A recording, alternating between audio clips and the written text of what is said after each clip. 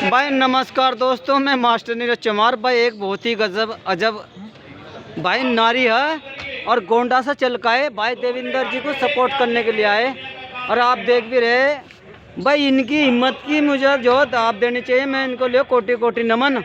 भाई कस्बा समाज में भी देखो इतनी मजबूत लोहालाट नारी है कि गोंडा से चलकर मुजफ्फरनगर आए। और जो ओबीसी का धरना चल रहा ना 17 जातियों का, भाई उनको समर्थन करने के लिए है। हाँ जी, नाम बताओ। मेरा नाम रमा कश्यप है जी। मैं ऑल इंडिया कांग्रेस कमेटी की सदस्य हूँ, पूर्व विधानसभा प्रत्याशी गोंडा सदर। जिससे देविंदर कश्यप जी कांग्रेस से भी जुड़े हैं, दूसरी तरफ से जो कश्यप समाज से है, तो क्या मन में है कि दूर है यहाँ से मुजफ्फरनगर से जो गोंडा, क्या मन में है कि देविंदर जी को जो समर्थन करने के लिए? इतने दिन से मैं देख रही हूँ कि वो एक धरने पे बैठे हैं और भी यहाँ वहाँ नहीं बैठे हैं कि कहीं आम खेतों में बैठे हों, मुख्यालय पे बैठे हैं, मुजफ्फरनगर के कलेक्ट्रेट में बैठे हुए हैं। पूरे प्रदेश में, उत्तर प्रदेश में पता हो गया कोने कोने पे कि एक देवेंद्र कश्यप जी हैं और वो मुजफ्फरनगर धरने पे बैठे हैं। और क्यों बैठे हैं? आरक्षण के लिए बैठे हैं, अति पिछड़ा आरक्षण के लिए बैठे हैं। कोई सुनने वाला नहीं है।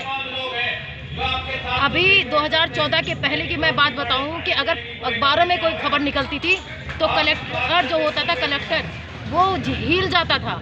और यहाँ बगल में देखिए धरना चल रहा है, ये धरना चल रहा है, यहाँ बैठी है आपका कलेक्टर साहब बैठे हुए हैं, लेकिन इनके कान में जू नहीं जा रहा है, इनको सुनाई नहीं दे रहा है और ना सरकार को दिखाई दे रहा है। और सरकार के जो ये बैठे हुए अधिकारी महोदय ये भी नहीं सुन रहे हैं। अब हमारे समाज का कोई बेटा है, हमारा भाई बैठा है यहाँ पे, तो एक बहन होने के नाते, समाज की एक बेटी होने के नाते और एक पार्टी में होने के नाते मैं गोंडा से यहाँ मुजफ्फरनगर आई। तो दूसरा सवाल है कि आरक्षण तो आपको 27% मिल रहा है, तो उसमें तो फाइट करने चाहिए। 27% आरक्षण है ओबीसी को, तो आरक्षण किस तरह का चाह रहे हैं? इसमें कैटेगरी चाह रहे हैं या कुछ किस तरह का, ये बताओ आप। मैं क्या बताऊँ, आप खुद ही बता दिए भाई साहब। कैटेगरी आप खुद ही डिसाइड कर दिए कि कैटेगरी चाह रहे हैं। मतलब हमें आरक्षण चाहिए। आरक्षण का मतलब पिछड़ा पे है 27, अति पिछड़ा, अत्यंत पिछड़ा आरक्षण चाहिए, जिससे हमारा समाज, लोग क्या कहते हैं आरक्षण हम भीख मांग रहे। भीख नहीं होता है आरक्षण, हमारा हक है, हमारा संविधानिक हक है ये। तो हम उसके लिए लड़ाई लड़ रहे हैं हमारे देवेंद्र जी, और हम रमा कश्यप उनके साथ कदम से कदम मिला के चलेंगे। उनके अभी जंतर मंतर भी जा रहे हैं 5 फरवरी को। मैं मैडम ये कह रहा है जो आरक्षण है 27% वो तो मिला है, क्या इसमें आप जो अति पिछड़े की 3 कैटेगरी बनवाने के लिए बैठे हैं या अलग से चाहिए कुछ आरक्षण? नहीं, अलग नहीं, हमारा उसी में चाहिए। किस तरह हमें उसी में चाहिए। किस तरह से होगा देखने वाला होता हो? अति पिछड़ा, अत्यंत पिछड़ा, हमें, जिससे हमारा समाज वाकई में पीछे है। हमें आगे आने के लिए हमें आरक्षण की जरूरत है जी। तो देविंदर जी का ये जो मुहिम है क्या पूरे 75 जिलों के यूपी में चल रही है? उनका भी जिक्र हो रहा है? देवेंद्र जी को पूरा उत्तर प्रदेश कोने कोने का एक एक बच्चा जानने लगा। हो सकता है और समाज के लोग ना जानते हो, लेकिन इस गारंटी के साथ मैं कह रही हूँ, दावे के साथ कह रही हूँ कि उत्तर प्रदेश में कश्यप समाज का लड़की लड़का बड़े बुजुर्ग सब जानते हैं देवेंद्र कश्यप को। देवेंद्र कश्यप है कौन?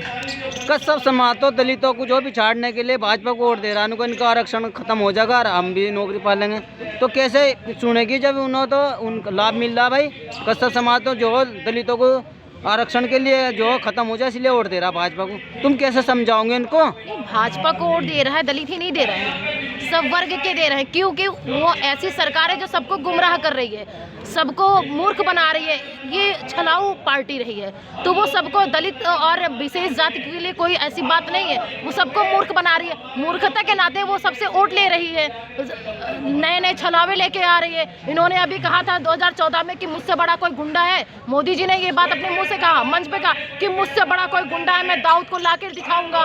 दाऊद को अभी तक नहीं लेके आ पाए, और खुद वो बंदा खुद कह रहा है, देश का प्रधानमंत्री एज ए प्रधानमंत्री कह रहा है कि मैं सबसे बड़ा गुंडा हूँ। फिर भी देश के जो हमारे लोग हैं वो फिर भी इस बात को नहीं समझ और भाजपा को वोट कर रहे हैं, क्योंकि वो मूर्ख बना रहा है। अभी आ रहे चुनाव आ रहे हैं 27 में, वो फिर बोलेगा दुनिया के नक्शे से मैं पाकिस्तान गायब कर दूंगा। लोग सोचेंगे अरे ये तो बहुत अच्छी पार्टी है, बीजेपी बहुत अच्छी, दुनिया के नक्शे से पाकिस्तान गायब हो जाएगा। तो ऐसे ऐसे बहुत चीज, अभी 19 में जो चुनाव हुआ था, अभी पुलवामा हमला करा दिया। कहा कांग्रेस की सरकार में अगर 2 सर गए हैं तो उसके बदले हम कई लेके आएंगे।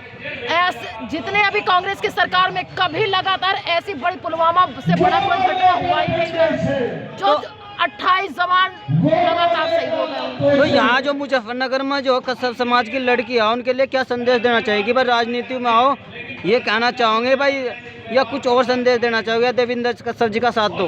देखिए भाई साहब, मैं पहले भी अपनी बातों में कह चुकी हूँ कि उत्तर प्रदेश का एक एक बच्चा जानने लगा है, वो भी खास तौर से कस्सब समाज का सब बच्चे जानने लगे हैं कि देवेंद्र कश्यप कौन है। लेकिन मैं यहाँ आई हूँ तो मैं सभी, और अभी कई महिलाएं से मिलने भी आई थी, कई लड़कियां हमारे साथ बैठी भी थी, तो सब जानते हैं यहाँ पे। लेकिन मैं उनसे यही कहूँगी कि आइए देवेंद्र जी के साथ रहिए, कदम से कदम मिलाइए। हमारे समाज का बेटा, हमारे समाज का भाई है, उसके साथ रहना आवश्यक है, क्योंकि हमारे लिए लड़ रहा है आज। अगर वो ना होगा तो आज हमारे आने वाले बच्चों का भविष्य खतरे में होगा, फिर हमारे लिए लड़ेगा कौन? आज हमारे समाज का एक शेर आगे आया है, तो सभी भाई और बहनों को साथ में आना चाहिए। बस देख, इस बहन की बात सुन लो भाई, देविंदर जी को शेर बता रही है। और मैं जो वो शेर है देविंदर जी के धरने सर, ये गोंडा शाही बहुत बहादुर लड़की है और कस्सब समाज की, और गोंडा से आना बहुत बड़ी बात है, एक जो लड़की का यहाँ आना।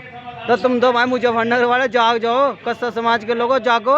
कब जागेंगे? वहाँ गोंडा के तो कस्सब जाग गए, मुजफ्फरनगर के भी जाग जाओ। अपने घर का नेता पैदा करो, अपना नेता, अपना राज, तभी होगा विकास। मैं मास्टर ने चमार, जय हिंद, जय भारत, जय कालू बाबा।